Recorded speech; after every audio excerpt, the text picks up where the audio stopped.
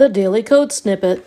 So the box model in CSS means that each HTML element is treated as if it has an invisible box around it. CSS allows you to create rules so that you control the presentation of each individual box and its contents. In this illustration, we see an HTML element, a text element, and you see that the border marks the invisible box surrounding it. The padding is the space from that invisible border, and the contents, which is a text element in this case. Increasing the padding often helps the legibility of a text element. The margin is the space from the invisible border to the next element, so that by widening the margin, you can add space between elements. In the next example, we will look at a browser page with a header and paragraph text.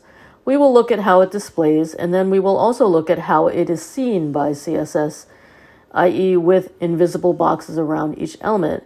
We will also differentiate what we mean by a block and an inline element. Block elements always start on a new line.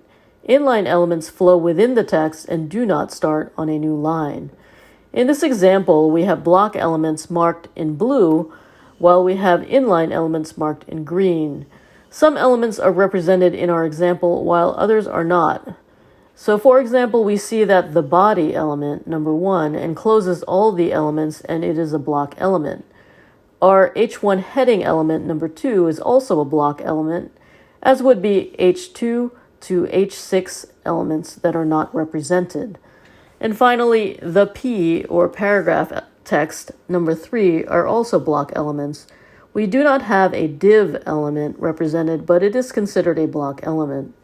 We have 2 inline elements represented, italic, text, or the I element, number 1, and 2 link or A elements, number 2. Other examples of inline elements that are not represented are the B or bold element, the image element, and the M element, and the span element. Presented by Designers Learn Code.